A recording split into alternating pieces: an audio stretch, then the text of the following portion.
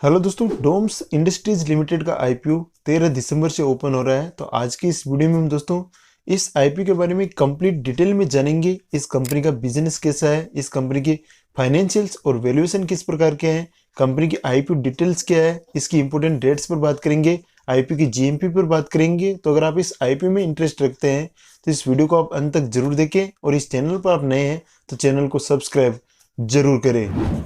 सबसे पहले दोस्तों इस कंपनी के बिजनेस की बात करें तो ये कंपनी इनकॉर्पोरेट हुई थी 2006 में और ये company stationery and art product बनाने वाली कंपनी है, जो कि दोस्तों स्टेशनरी एंड आर्ट प्रोडक्ट की डेवलपिंग करती है, मैन्युफैक्चरिंग करती है, डिजाइनिंग करती है और सेलिंग करती है। तो मेनली दोस्तों कंपनी एक स्टेशनरी कंपनी है जो कि स्टेशनरी प्रोडक्ट्स बनाती है और कंपनी ने दोस्तों यहाँ पर अपने प्रोडक्ट्स को 7 कैटेगरीज में डिवाइड कर रखा है, जिसमें दोस्तों पहली कैटेगरी है स्कोलास्टिक स्टेशनरी, दूसरी कैटेगरी है स्कोलास्टिक आर्ट मटेरियल्स, तीसरी कैटेगरी है पेपर स्टेशनरी, चौथी कैटेगरी है किड्स एंड कॉम्बो, पांचवी कैटेगरी है ऑफिस सप्लाईज, छठी कैटेगरी है हॉबी एंड क्राफ्ट्स और सातवीं कैटेगरी है फाइन आर्ट प्रोडक्ट्स। तो इस प्रकार दोस्तों कंपनी ने यहाँ पर अपने प्रोडक्ट्स को 7 कैटेगरीज में डिवाइड कर रखा है। इसके अलावा दोस्तों कंपनी की रीच की बात करें तो यहाँ पर 40 से भी ज्यादा कंट्रीज में इस कंपनी की प्रेजेंस है और कंपनी के मार्केट शेयर की बात करें तो 30% के आसपास टोटल मार्केट शेयर इस कंपनी के पास फिलहाल है। तो स्टेशनरी सेगमेंट की दोस्तों काफी अच्छी कंपनी है जिसके पास 30% के आसपास का मार्केट शेयर है, तो काफी अच्छी मार्केट शेयर ये कंपनी रखती है। तो यहाँ पर दोस्तों डोम्स जो कि एक जाना पहचाना ब्रांड है, हमने यहाँ पर डोम्स की स्टेशनरी काफी सारी यूज करी है। तो यहाँ पर दोस्तों काफी जाना पहचाना नाम है जो कि दोस्तों अपना आईपीओ लेकर आ रही है और कंपनी की रीच भी दोस्तों काफी अच्छी है। आईपीओ में इंपोर्टेंट डेट्स की बात करें तो यह आईपीओ 13 से 15 दिसंबर के बीच ओपन रहेगा। इस आईपीओ को अलॉटमेंट होगा 18 दिसंबर को, रिफंड और डीमेट में शेयर आएंगे 29 दिसंबर को और इस आईपीओ की लिस्टिंग होगी 20 दिसंबर को। और इस आईपीओ में पेमेंट के लिए जो कट ऑफ टाइम है यानी यूपीआई मैंडेट के लिए जो कट ऑफ टाइम है वो 5 PM है। 15 दिसंबर को 5 PM तक आप इस आईपीओ का पेमेंट कर सकते हैं। आईपीओ में इंपोर्टेंट लॉट साइज की बात करें तो यहाँ पर दोस्तों रिटेल के लिए मिनिमम एक लॉट है जिसमें आपको 18 शेयर मिलेंगे, यानी 18 का एक लॉट आपको इसमें देखने को मिलेगा। एसएचएनआई कैटेगरी के लिए मिनिमम यहाँ पर आपको 15 लॉट्स के लिए अप्लाई करना पड़ेगा और बिग एचएनआई कैटेगरी में आपको मिनिमम 71 लॉट्स के लिए अप्लाई करना पड़ेगा। तो अलग अलग कैटेगरी में आईपीओ अप्लाई करना चाहते हैं तो इन लॉट साइज को भी जरूर ध्यान में रखिएगा। आईपीओ का प्राइस पॉइंट 750 रुपए से 790 रुपए पर शेयर है और इस आईपीओ का टोटल इश्यू साइज 1200 करोड़ रुपए का है और इसमें से दोस्तों हमें 350 करोड़ रुपए का प्रेस इश्यू देखने को मिलेगा और 850 करोड़ रुपए का ओपर फोर सेल देखने को मिलेगा। तो यहाँ पर दोस्तों ओपर फोर सेल थोड़ा सा ज्यादा देखने को मिल रहा है जो कि दोस्तों डायरेक्टली शेयर होल्डर्स को जाएगा। कंपनी के लिए ये अमाउंट बिल्कुल भी यूजफुल नहीं है। 850 करोड़ रुपए डायरेक्टली यहाँ पर शेयर होल्डर्स को जाएगा क्योंकि वो अपनी होल्डिंग्स को यहाँ पर सेल करने वाले हैं और 350 करोड़ रुपए यहाँ पर कंपनी को मिलेंगे जिनको कंपनी अपनी नीड के हिसाब से यूटिलाइज कर सकती है। और इस कंपनी ने दोस्तों अपने एम्प्लॉइज के लिए 75 रुपए पर शेयर का डिस्काउंट भी अलाउ किया है। तो अगर आप इस कंपनी के एम्प्लॉई है तो यहाँ पर दोस्तों आप एम्प्लॉय सेक्शन से भी आईपीओ में अप्लाई कर सकते हैं और 75 रुपए का डिस्काउंट आप इस आईपीओ में ले सकते हैं। आईपीओ की लिस्टिंग बीएसई और एनएसई पर होगी और इस आईपीओ में रिटेल के लिए 10% का कोटा है और एचएनआईज के लिए यहाँ पर 15% का कोटा है। तो यहाँ पर दोस्तों रिटेलर्स के लिए हमें कम कोटा देखने को मिल रहा है, यहाँ पर अलॉटमेंट के चांस काफी टफ होने वाले हैं। तो यहाँ पर दोस्तों आपको ज्यादा से ज्यादा डीमेट अकाउंट से आईपीओ में अप्लाई करना है, यानी अलग अलग डीमेट अकाउंट से आईपीओ में अप्लाई करना है, तब जाकर दोस्तों आपके अलॉटमेंट के चांस यहाँ पर ज्यादा होने वाले हैं। यहाँ पर दोस्तों अलग अलग डीमेट अकाउंट का मतलब है कि यहाँ पर अलग अलग मेंबर के नेम से डीमेट अकाउंट होना चाहिए। आपके अगर मल्टीपल डीमेट अकाउंट्स है तो उनको दोस्तों आपको आईपीओ में यूज नहीं करना है, केवल आपको एक ही डीमेट अकाउंट से आईपीओ में अप्लाई करना है। अगर आपके पास मल्टीपल डीमेट अकाउंट है जैसे जीरोधा का है, एंजल का है, तो भी दोस्तों आपको केवल एक ही डीमेट अकाउंट से अप्लाई करना है। और अगर आपके सारे फैमिली मेंबर्स की डीमेट अकाउंट है तो आप अलग अलग डीमेट अकाउंट से आईपीओ में अप्लाई कर सकते हैं। तो इस बात को दोस्तों आपको ध्यान में रखना है। अगर आप इसको फॉलो करेंगे तो आपके श्योर अलॉटमेंट के चांस ज्यादा होंगे। अब हम दोस्तों इस कंपनी के फाइनेंशियल्स पर नजर डालें तो यहाँ पर दोस्तों फाइनेंशियल ईयर 2021 से 2023 के कंपैरिजन में यहाँ पर टोटल एसेट्स को आप देख सकते हैं। यहाँ पर कंपनी की टोटल एसेट्स लगातार बढ़ रही है। यहाँ पर आप देख सकते हैं कि फाइनेंशियल ईयर 2021 में कंपनी की जो टोटल एसेट्स थी वो 457.52 करोड़ रुपए थी, जो कि दोस्तों फाइनेंशियल ईयर 2023 आते आते 639.78 करोड़ रुपए हो चुकी है। तो यहाँ पर दोस्तों टोटल एसेट्स में अच्छी ग्रोथ देखने को मिल रही है। टोटल रेवेन्यू भी यहाँ पर दोस्तों लगातार बढ़ रहा है 408.79 करोड़ रुपए फाइनेंशियल ईयर 2021 में था, जो कि दोस्तों फाइनेंशियल ईयर 2023 में बढ़कर 1216.52 करोड़ रुपए हो चुका है। तो यहाँ पर दोस्तों टोटल असेट्स में भी अच्छी ग्रोथ है, टोटल रेवेन्यू में भी अच्छी ग्रोथ है। और यहाँ पर दोस्तों हम फाइनेंशियल ईयर 22 के कंपैरिजन में देखेंगे तो यहाँ पर रेवेन्यू में अच्छी ग्रोथ देखने को मिल रही है। आप यहाँ पर देख सकते हैं 77.28% की ग्रोथ हमें रेवेन्यू में देखने को मिल रही है, जो कि दोस्तों काफी अच्छी ग्रोथ हम मान सकते हैं। अब दोस्तों हम प्रॉफिट की बात करें तो यहाँ पर दोस्तों फाइनेंशियल ईयर 2021 में कंपनी का जो प्रॉफिट था वो नेगेटिव था, यानी 6.03 करोड़ रुपए का लॉस हमें देखने को मिल रहा है। अगले ईयर में दोस्तों कंपनी ने अच्छी रिकवरी दिखाई है, यहाँ पर 17.14 करोड़ रुपए का प्रॉफिट हमें देखने को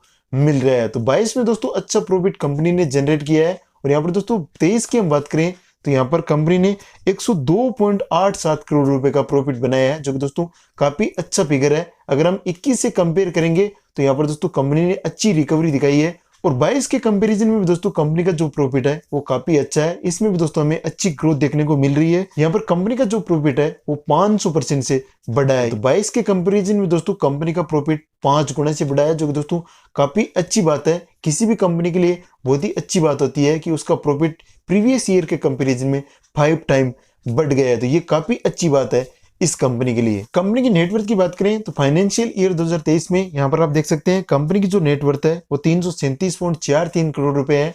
और कंपनी का जो रिजर्व एंड सरप्लस है वो भी यहाँ पर 337.06 करोड़ रुपए है। और कंपनी पर टोटल डेट फाइनेंशियल ईयर 2023 में 100 करोड़ रुपए के आसपास है, जो कि दोस्तों डेट टू इक्विटी रेशियो में देखें तो 0.28 के आसपास है, यानी यहाँ पर एक से कम डेट है।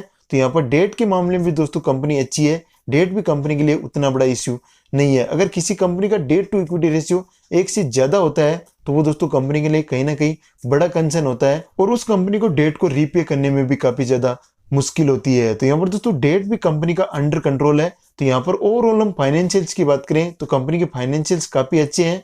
अगर हम 21 को छोड़ दें तो यहाँ पर दोस्तों कंपनी की जो फाइनेंशियल रिपोर्ट है वो काफी अच्छी दिख रही है। 21 में दोस्तों कंपनी को 6 करोड़ रुपए के आसपास का लॉस जरूर हुआ था, लेकिन आगे आने वाले ईयर्स में दोस्तों कंपनी ने अपने रेवेन्यू को भी बढ़ाया है और अपने प्रॉफिट को भी बढ़ाया है। तो यहाँ पर दोस्तों ओवरऑल कंपनी के फाइनेंशियल्स काफी अच्छे हैं। इसके बाद दोस्तों कंपनी के वैल्यूएशन पर नजर डालें तो यहाँ पर दोस्तों इस कंपनी का जो पी है वो 43 के आसपास है। और यहाँ पर दोस्तों इस कंपनी का जो आरओई है वो 33% के आसपास है। आरओसी की वैल्यू यहाँ पर 33% के आसपास है। और यहाँ पर दोस्तों इस कंपनी का जो रिटर्न ऑन नेटवर्थ है वो भी यहाँ पर 28% के आसपास है। तो यहाँ पर दोस्तों कंपनी का जो आरओसी है, आरओई है और यहाँ पर रिटर्न ऑन नेटवर्थ है वो 15% से ऊपर है। तो काफी अच्छी ग्रोथ यहाँ पर हम इस कंपनी की कर सकते हैं। इस कंपनी का ईपीएस 18.29 पर इक्विटी शेयर है, जो कि दोस्तों काफी अच्छा हम कर सकते हैं। तो यहाँ पर दोस्तों ओवरऑल कंपनी की ग्रोथ काफी अच्छी है, सारे सेगमेंट में हमें अच्छी ग्रोथ दिख रही है। और इसको दोस्तों हम पेयर से कंपेयर करें तो कोकोई केमलिन लिमिटेड है जो कि दोस्तों 64 के पी पर लिस्ट है, लिंक लिमिटेड है जो कि दोस्तों 28 के पी पर लिस्ट है, नवनीत एजुकेशन लिमिटेड है जो कि दोस्तों 15 के पी पर लिस्ट है, और यहाँ पर फ्लेयर राइटिंग इंडस्ट्रीज लिमिटेड है जो कि दोस्तों हाल फिलहाल में लिस्ट हुई है 35 के पी पर लिस्ट है। तो यहाँ पर दोस्तों पेयर से कंपेयर करेंगे तो हमें यहाँ पर साफ साफ दिख रहा है कि यहाँ पर कंपनी हाई वैल्यूएशन पर आ रही है। अगर हम कोकोई केमलिन को छोड़ दें तो बाकी सारी कंपनीज के कंपैरिजन में हाई वैल्यूएशन पर ये कंपनी आ रही है। और इसका दोस्तों सिंपल सा रीजन यही है कि कंपनी की पिछली 2 साल की जो ग्रोथ है वो काफी अच्छी है, इसकी रेवेन्यू में भी अच्छी ग्रोथ आई है और इसके प्रॉफिट में भी अच्छी ग्रोथ आई है। इस वजह से दोस्तों यहाँ पर हमें थोड़ा सा हाई वैल्यूएशन पर देखने को मिल रहा है। प्राइसमेंट जो कंपनी ने अनाउंस किया है वो हाई वैल्यूएशन पर है। तो यहाँ पर दोस्तों इस कंपनी ने अपना थोड़ा सा हाई वैल्यूएशन जरूर रखा है, लेकिन दोस्तों इसकी ग्रोथ को देखेंगे तो थोड़ा सा ये वैल्यूएशन जस्टिफाइड भी लग रहा है, क्योंकि दोस्तों कंपनी अगर अच्छी ग्रो कर रही है तो वो अपनी वैल्यूएशन को थोड़ा सा हाई रखती है और ज्यादा से ज्यादा पैसा रेज करने की कोशिश करती है। इसी वजह से दोस्तों यहाँ पर प्राइसमेंट कंपनी ने थोड़ा सा यहाँ पर हाई रखा है। ओवरऑल दोस्तों कंपनी के फाइनेंशियल्स काफी अच्छे हैं और कंपनी का वैल्यूएशन भी काफी अच्छा है। इसके बाद दोस्तों आईपीओ लेने के ऑब्जेक्ट्स की बात करें तो यहाँ पर कंपनी ने 2 ऑब्जेक्ट्स बताए हैं। इसमें दोस्तों पहला है कि कंपनी एक नई मैन्युफैक्चरिंग फैसिलिटी को स्टेब्लिश कर रही है, और यहाँ पर दूसरा कंपनी ने बताया है जनरल कॉर्पोरेट पर्पजेज।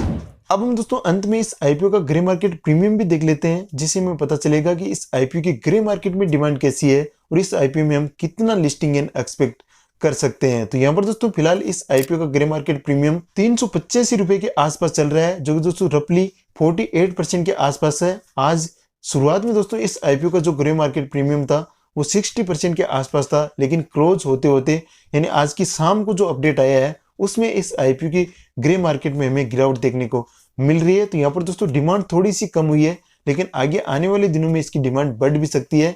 फिलहाल दोस्तों आईपीओ का जो ग्रे मार्केट प्रीमियम है वो काफी अच्छा है। इस हिसाब से दोस्तों अगर डिमांड बनी रहती है और अगर मार्केट भी इसको सपोर्ट करता है तो यहाँ पर दोस्तों इस आईपीओ में हम एक अच्छा लिस्टिंग गेन एक्सपेक्ट कर सकते हैं। 50 से 60% के बीच का लिस्टिंग गेन हमें इस आईपीओ में देखने को मिल सकता है। तो लिस्टिंग गेन के पॉइंट ऑफ व्यू से दोस्तों आईपीओ अच्छा जा सकता है, लेकिन दोस्तों ये ग्रे मार्केट प्रीमियम है, इस पर हमें पूरी तरह से रिलाई नहीं करना है। हमें कंपनी को पूरी तरह से एनालाइज करना है, उसके हर एक एस्पेक्ट को देखना है और उसके बाद ही दोस्तों हमें आईपीओ में अप्लाई करने का डिसीजन लेना है। केवल हमें ग्रे मार्केट के बेस पर आईपीओ में अप्लाई करने का डिसीजन नहीं लेना है। तो इस प्रकार दोस्तों इस आईपीओ से रिलेटेड ये इंपॉर्टेंट बातें हैं जो कि दोस्तों मैंने आपको डिटेल में बताई है। अगर आपको वीडियो पसंद आए तो वीडियो को लाइक कर दीजिए, चैनल पर आप नए हैं तो चैनल को सब्सक्राइब करें, साथ में बेल नोटिफिकेशन को जरूर ऑन करें ताकि फ्यूचर में कोई भी वीडियो अपलोड हो तो उसका नोटिफिकेशन आपको हाथों हाथ देखने को मिल जाए। तो चलिए दोस्तों मिलते हैं आपसे नेक्स्ट वीडियो में, तब तक के लिए जय हिंद, कीप लर्निंग।